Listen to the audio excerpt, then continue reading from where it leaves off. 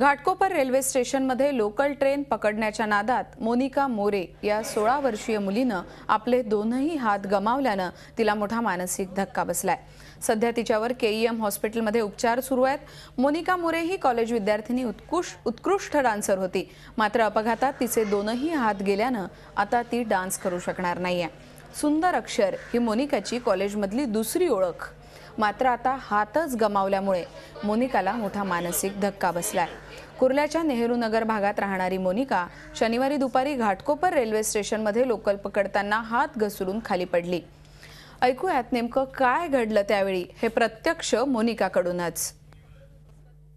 Train चालू झाली, train आणि कोणाचा तरी धक्का लागला आणि माझा हात सटकला, पडले मी आणि त्या खड्ड्यातच पडली आणि खूप गर्दी होती ट्रेनला।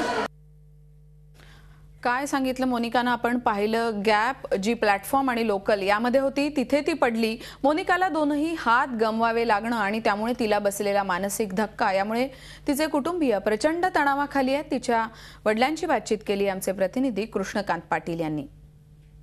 रेल्वे अपघातात दोन्ही हात गमावलेल्या मोनिका मोरेचे वडील आपल्यासोबत आहेत।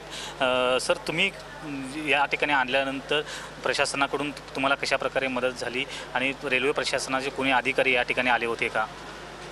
नाही, आम्हाला हॉस्पिटलने चांगलं कामगिरी केली, केईएम हॉस्पिटलवाल्यांनी, पण रेल्वेचा अधिकारी किंवा प्रशासनाचं कोणी आले नाही, इकडे बघायला अजून आलेलं नाही। तुमची रेल्वेकडून काय अपेक्षा आहे? कारण आता मुलगीचं वय फक्त 17 वर्ष आहे आणि तिचं करिअर आता संपूर्णपणे धोक्यात आहे आणि 11वी शिकत असताना झालेला हा अपघात तुम्ही कशा पद्धतीने घेता? रेल्वेकडून काय अपेक्षा आहे तुमची? रेल्वेकडून आमची अपेक्षा आहे की आता झालेला खर्च आम्हाला मिळाला पाहिजे आणि एक तर ते कबूल करत नाही आहे, त्यांची चूक झालेली आहे, ती चूक ते कबूल करायला तयार नाही आहे की ही त्यांचं म्हणणं आहे की रेल्वे क्रॉसिंग करताना झालेलं आहे, पण प्रत्यक्षात तसं नाही आहे। ज्यावेळेस घटना घडली त्यावेळेस तिच्याबरोबर पलीकडच्या प्लॅटफॉर्ममधले 2 पोरं पळत आले आणि स्वतः मुलगी आणि 2 लेडीज त्यांना ट्रेन थांबून वर काढलं आणि ताबडतोब रिक्षात घालून राजावाडी हॉस्पिटल नेऊन नंतर मग इकडं आणलं, पण ते कबूल करायला तयार नाहीत। आमची अशी मागणी आहे की रेल्वेने हे मान्य करायला पाहिजे की त्यांच्याकडून चढत होती, माझी स्वतः मुलगी बोलते 2 ट्रेन सोडल्या, गर्दी होती म्हणून, 3री ट्रेनमध्ये पण गर्दी होती म्हणून चढले मी, कोणाचा धक्का लागला आणि माझा हात सटकला, माझी स्वतः मुलगी बोलते अशी। रेल्वे प्रशासन मात्र या संदर्भात आपली चूक कबूल करत नाही करत आहे। काय अपेक्षा आहे तुमच्या? काय त्यांनी चूक कबूल करावे ना, जे नुकसान भरपाई ती झालेली पाहिजे आम्हाला। आमच्या पोरीच्या एवढं लहान कोवळ्या वयामध्ये एवढं नुकसान झालेलं आहे, तिचे दोन्ही हात गेलेले, तिचं फ्युचर आहे, तिच्या शिक्षणाचा खर्च आहे, तिला नोकरीत रेल्वेत मिळालीच पाहिजे, आमची ही मागणी आहे। ते ॲक्सेप्ट करत नाही, ते चूक त्यांची कबूल करत नाही, ते म्हणतात नाही असं काय घडलेलंच नाही आहे। यानंतर आता तुम्ही राजकीय पक्षांकडे तुमची मदत येते, ते प्रशासकीय अधिकारी आले, महिला आयोगाचे अध्यक्ष देखील भेट देऊन गेलेले आहेत। आता कुठंतरी वाटतं का की कुठंतरी मदत मिळेल किंवा रेल्वे प्रशासनाला जाग येईल असं वाटतं का? बघूया आता त्या महिला आयोगाच्या अध्यक्ष चित्रा वाघ आल्या होत्या, त्यांनी आम्हाला आश्वासन दिलं की गृहमंत्र्यांनी सांगितलेलं की मुख्यमंत्री निधीतून आम्ही ताबडतोब तुम्हाला मदत देणार आहोत, बघूया काय करतात ते।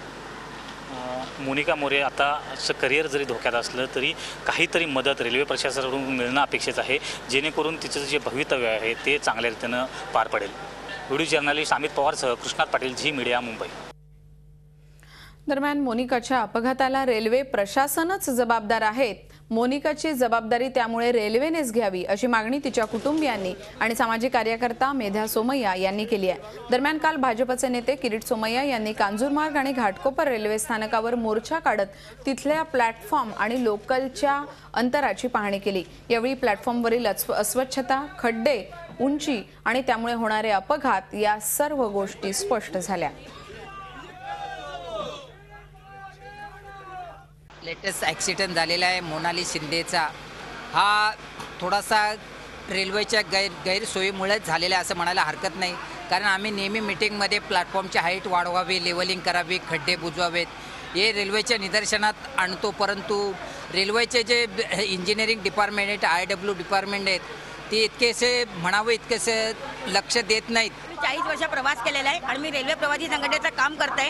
रेल्वेच्या अधिकारी ज्या ज्या वेळेला मिटिंग येते त्या वेळेला प्लॅटफॉर्मची हाईट वाढवणं या मुद्द्यावर मी स्पेशल जोर देत असते आणि त्यांना सांगत असते. लेखी पत्रव्यवहार पण केला आहे, पण रेल्वेच्या अधिकाऱ्यांनी त्याकडे पाहिजे त्या गांभीर्याने लक्ष दिलेलं नाही. त्यामुळे आज ही परिस्थिती उद्भवली आणि म्हणून मोनिकाचं आयुष्याचं नुकसान झालेलं आहे. याला रेल्वेचे अधिकारी जबाबदार आहेत. तसंच प्लॅटफॉर्मवर हॉकर्सची आणि किती गर्दी असते. लेडीजला लेडीजच्या डब्यातच बसायला लागतं, तर पण त्यांना वाट काढायला लागते. त्या प्लॅटफॉर्मवर खड्डा होता, हाईट त्याची कमी होती, त्यामुळे ती बिचारी पडली. त्याकरता रेल्वेच्या अधिकाऱ्यांवर खटले भरणं अत्यंत आवश्यक आहे. महिलांना प्रवास करणं हे अतिशय जिकिरीचं आहे. बिचाऱ्या जीवा मुठीत धरून त्या प्रवास करत असतात. मी स्वतःसुद्धा जेव्हा जेव्हा येते रेल्वेने आणि त्यावेळेला प्लॅटफॉर्मवर उतरायचं म्हणजे माझ्या पोटात गोळा येतो, कारण रेल्वेची उंची जास्त असते आणि प्लॅटफॉर्म खूप खाली असतो आणि दरवेळेला एक काहीतरी मी साहस करते असं मला वाटतं. आणि कशा संतप्त प्रतिक्रिया आहेत प्रवाशांच्या या आपण पाहिल्या. मेधाताई आहेत आपल्याबरोबर. मेधाताई, लोकांमध्ये रोष आहे कारण की एकतर अपघातांची संख्या होते आणि अपघात झाल्यानंतर मदत सुद्धा मिळत नाही. अत्यंत ढिम्म कारभार एकूण रेल्वे प्रशासनाचा दिसतो. मला 2 गोष्टींवरती जास्त प्रकाश टाकावा असं वाटतं. तो पहिली गोष्ट म्हणजे रेल्वेच्या विभागामध्ये कुठेही अपघात झाला तर त्यांना हॉस्पिटलपर्यंत पोहोचवण्यासाठी काही व्यवस्थाच नाही आहे. आता ह्या मोनिकाला सुद्धा जर का वेळेमध्ये योग्य त्या हॉस्पिटलमध्ये पोहोचवलं असतं तर तिचे दोन्ही हात वाचले असते. म्हणजे ह्याच्यासाठी कोण जबाबदार आहे? शेवटी नागरिक आपल्या जबाबदारीवरती उचलून त्यांना नेतात आणि हात बरोबर नेतात आणि त्यानंतर सुद्धा रेल्वे प्रशासन म्हणते की आमचं काही काम नाही. एक पहिली गोष्ट. दुसरी गोष्ट म्हणजे मला आणखीन एक असं वाटायचं की रेल्वे ट्रिब्युनलनी ताबडतोब आज मीटिंग घेतली पाहिजे, त्यांची संपूर्णतः चर्चा केली पाहिजे. मग मानवाधिकाराकडे जायची कारणच नाही. कुठल्याही आयोगाकडे किंवा ह्या अधिकार क्षेत्र असलेल्या लोकांकडे जाण्याची काय आवश्यकता आहे? आता आम्ही बघितले ना, रेल्वे बॉम्बस्फोटामध्ये ज्या व्यक्तींसाठी आम्ही भांडत होतो त्या व्यक्तींना म्हणजे तिथे बाथरूमला जायची रेल्वेच्या ट्रिब्युनलमध्ये पण सोय नाही. तुम्ही प्लॅटफॉर्मची काय गोष्ट करता मॅडम?